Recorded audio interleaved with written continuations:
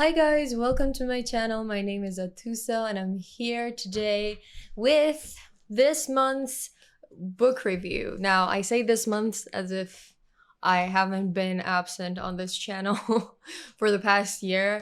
I'm sorry. I'll try to stick around this time. I don't want to make any promises because I've done that in the past and I just disappear. But I think I'm going to stay this time. Thank you for sticking with me through my unstable decision-making process. But yeah, I'm here today with some book reviews. I'm hoping to do these monthly, where I just talk about the books that I've read that month. I have some here, I have some on my Kindle, and I listen to audiobooks as well.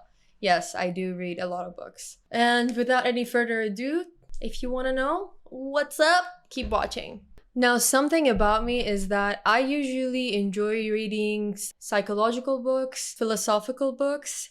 If I'm reading novels, it has to be psychological thriller or horror, fantasy, whatever. I hadn't read novels though in a very long time, but I realized that when I read too much philosophy or too much psychology, what happens is that I feel burnout and that makes me not read. So now in between my serious reads, I try to have fun reads, and I've bought a lot of books. I'm trying to get into different genres. There's a lot of romance and this and that, but to be honest with you, I am not there. It's hard for me to read those types of books. I'm gonna read the ones I've already bought.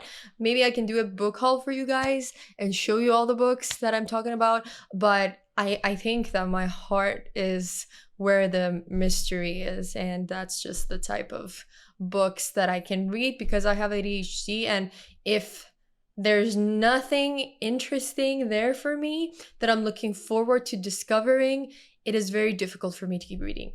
But with that being said, let's go through these books. Now, the first book I want to talk about is Man's Search for Meaning from Viktor Frankl. This book is about Dr. Franklin's experience in concentration camps during World War II. And it's trying to answer a very important question, or raise an important question of what is the meaning in any situation, whether it's in suffering or if it's in life or if it's in purpose. He talks about how one has to find meaning in all different situations. Even if you're suffering, you got to figure out what you're suffering for, why. And it goes back to that quote by Nietzsche, which says, "A man who has a why can bear almost any how." And that is very evident in this book because Dr. Frankl talks about how, well, overall survival rates in these concentration camps were extremely low, but they would go to zero if you saw someone who had lost hope and had no meaning. There was nothing to fight for. And later on, when World War II is over, he goes on and he invents his own form of therapy, which he calls logotherapy, which is all based on finding meaning in different situations. And I give this book a 5 out of 5 because it's easy to read. Anyone can read this, anyone can understand this language and can get the message. There are books out there with important messages like this, but they're hard reads, they're difficult. But I feel like this is the type of book anyone can read and it can just benefit anyone. What is the meaning for you? It's an important question to be answered, and the answer might just take you to a very important place in your life. So I definitely recommend this. Very much enjoyed it. And it actually has me intrigued to read more about World War II and people's experiences more in depth. It helps to know what other people go through and how they experience it. It gives you perspective on your feelings in your life and your challenges. And it's empowering. So I always love reading about real experiences. And especially when the outcome is something like a book that becomes a bestseller and teaches people a lot of valuable lessons. So that's that. The next book is Beyond Order by Jordan Peterson. This book came out after this 12 Rules of Life by Jordan Peterson. I read this A few months ago, I read it in depth. I wrote an analysis on it. I talked about it on my other YouTube channel. I've devoured that book. I know that book by heart, and it is a 10 out of 5 for me. It is one of the most important books I've ever read. I think it can help. I know that it's helped thousands and thousands, if not millions, of other people find their way. And so you best believe I also read this one. And obviously this first book is about what it's about is in the name. There's 12 rules of life. There's 12 rules that if you follow, your life gets better. And it's the same with this one, 12 more rules of life. I would say that this is a little repetitive, but not in a bad way. So in 12 rules of life, there are 12 main rules, and there are mini rules within those rules. And he expands on those mini rules and makes sure you get his point throughout this book. And while that one was a lot more philosophical, in my opinion, and more in depth, this one is more practical, day to day speaking. It really teaches you how to handle relationships, how to handle your job, how to handle life challenges. It's really very detailed in that sense, which I really enjoy. I think this book, it's one of those books where you either get it or you don't, and it just whoosh goes over your head. But if you get it, it's so important. But I think a lot of people don't get it.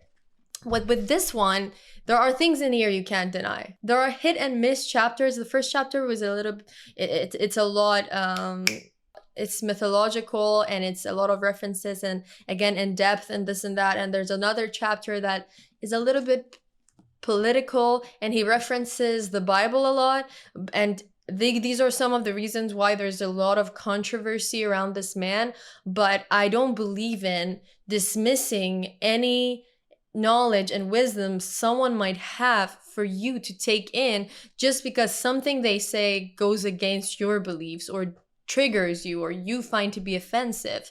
If it offends you that much to the point of rage, there's something within you that you haven't dealt with, and it's no one else's fault, and it's good for you to deal with it rather than trying to filter out the world into your liking, because that is just not how life works, and I don't think it should. So I wouldn't dismiss all that he has to say, him or anyone else, just because there are some things that I find controversial or whatever. So I would say if you can look past that and think to yourself, maybe this man knows something that I don't. There's so much value in these two books. I can't even begin to express how life-changing these books can be for someone, or just Joran Peterson in general. And what I love about him is that a lot of motivational books, self-development books, they are all about, oh, get up, let's motivate you, let's discipline you, yay.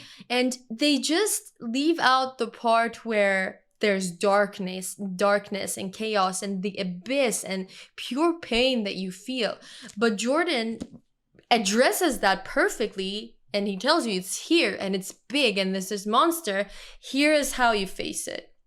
I like that. I don't like toxic positivity, and a lot of these other authors and books, they're all about toxic positivity, in my opinion. Even if it's not toxic positivity, to me it comes across as toxic positivity, and Joran doesn't do that, which is what I love about it. Okay, next book. Now, like I told you, I'm trying to get into reading novels and fun reads in between these heavy books.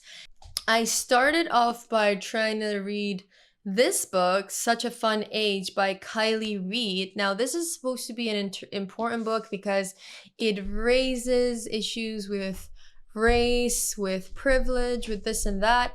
But my problem is I had to abandon this book, and I stopped reading after 200 pages. It is about this Black girl who babysits for this privileged white woman. And within that container, some interesting stuff happens, I think, at some point, hopefully. It does. I see where it's going. I don't want to spoil it for you, but yeah. And that's what it's about. And I couldn't get to the message because the writing is very bland to me. It's just, it has no depth. The flow is not smooth. The characters don't have much depth. The writing's not smart. I don't know. It's just how I feel. I couldn't finish this book. I think I'm gonna go back to it this month or maybe next month and try and get through more. But yeah, I think personally the reason why this book was hyped, and there's mixed reviews out there, a lot of people feel the same as me, they didn't like it, is I think the reason why people did love it is the important message within it, but I can't get to the message if I'm utterly bored.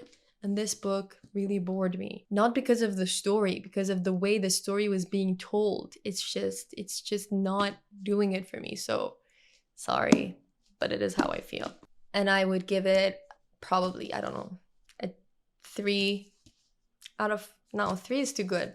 I would give it a 2 out of 5. I would give it a nothing right now out of 5 because I didn't finish it. But maybe if I finish it, I'll have a better idea. I'll try and finish it. We'll see. The next book, which was a completely different experience, is Dial A For Aunties by Jessie Sutanto. I don't want to butcher her name. I'm sorry if I did. This is a very this book is about this girl who lives in LA with her aunties.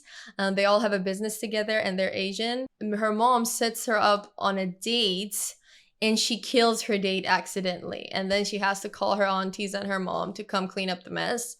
The writing on this is hilarious. So smart, so quirky, beautiful flow, super fun read, very funny. If you just need a refreshing read, just a fun read, it's the opposite of bland and boring. It's very fun. It's like watching a movie, honestly. So if you're into that type of stuff, I wouldn't read more books like this, but as a one-time experience, it was fun, and I would recommend it to people who like it. I would give it a 4.5 out of 5 for what it is. Like, based upon my taste in books, I wouldn't give it that. But if you're someone who enjoys books like that, this is the one for you. And there's romance in there too. So yeah, really fun read. Loved it. The dialogue kills me. So funny.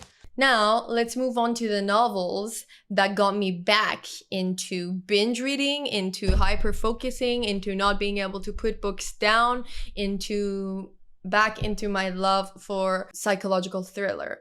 And I first started with Verity. I have it on my Kindle. I don't have a physical copy. So, you know how I told you I have ADHD and the book has to start off interesting, and if it doesn't, it's torture for me to read. Like the first 3 sentences, which is a problem because the first 3 sentences are never hook you in. Well, Verity did. From the very first second, I'm hooked. I read it in one day. I didn't get up. I just went to the bathroom and came back. It's by Colleen Hoover. You know the hype around Colleen Hoover. Again, I'm not one to read romance novels.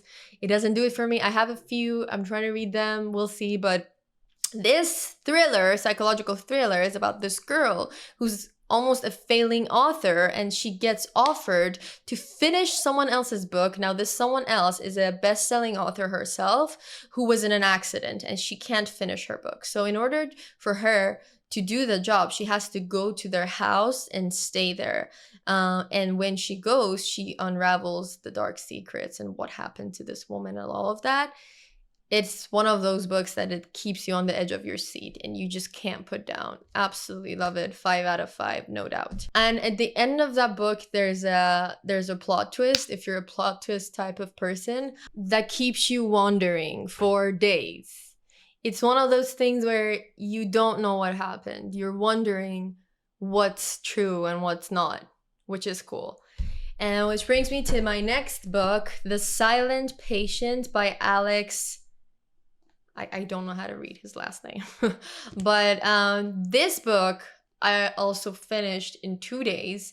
I tabbed it and I wrote inside of it, which was super fun. I usually prefer reading on Kindle, but if this was really fun doing that, I would keep guessing what I think happened. And this book is known for its plot twist. I didn't see it coming. No one saw it coming. Everything I guessed was wrong. So this is very interesting as well. You know, with ADHD brain, you want to you need something to look forward to that keeps you reading. And let me just tell you what this book is about. It's about this girl who shoots her husband in the face 5 times and then never speaks ever again. So no one knows what happened. And this book is about figuring out what happened. I'm hooked. I'm gonna read it. I need to know. I got to know. So I'm reading. You get my point? Very lovely, amazing book. I would give this also a 5 out of 5, honestly. What do you need from a psychological thriller? Maybe a 4.8 out of 5. 4.7. Because 5 out of 5 is like, yeah. So yeah, within its genre, if you like plot twists, if you like murder mystery, if you like psychological thriller, if you want all that stuff, this, her, ladies and gentlemen. Yeah, the next book I read, which is the last book I think I read, is, which I just finished last night, is The Housemaid by Freida by Freida McFadden. Now, her psychological thrillers are big. They're very famous. They're bestsellers. Apparently, most her books are bangers. Right now, I'm reading her other book, Never Lie, and I'm going to talk about that in a sec. But The Housemaid was really interesting. This also had a plot twist, like all these books do. But with this one, I called it. I knew it was coming, but still it was pretty interesting. So it's the story of this girl who's straight out of prison. She was in prison for 10 years. So she's looking for a job, and it's hard to get a job, but she finally gets a job as a housemaid in this family. And we don't know what she did in prison. So within this story, in this container, we figure out her secrets and the family's secrets. And on the book, it says, behind closed doors, she hears or sees everything. And it's a picture of an eye looking through a keyhole.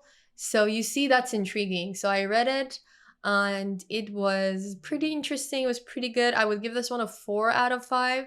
But the other book that I'm reading by her, it already has a chokehold on me. I'm very intrigued by it. A lot of what's happening, very mysterious. I have high hopes for this one. I might end up liking it more than Verity.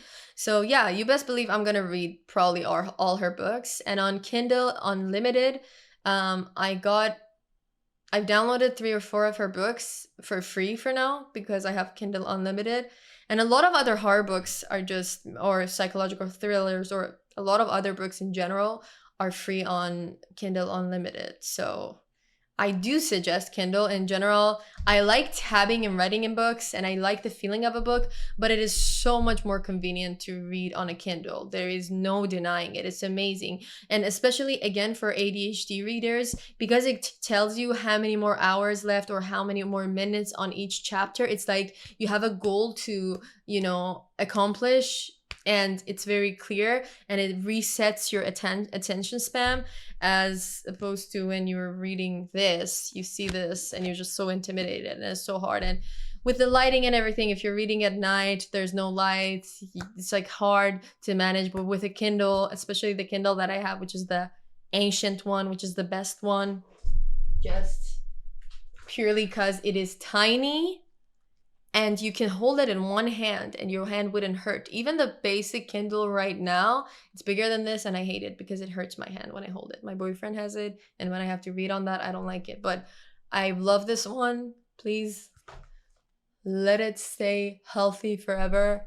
And yeah, I just think reading on Kindle is much more practical. But reading and tabbing books, like physical books, can be really fun and refreshing sometimes. So yeah, those are the books that I'm reading. Right now I'm reading right now I'm listening to I'm Happy My Mom Died, Daisy Jones and the Six. I'm reading, and I'm also reading The Body Keeps Score. I love those. So those will probably be in next month's book reviews. If you enjoyed this video, let me know.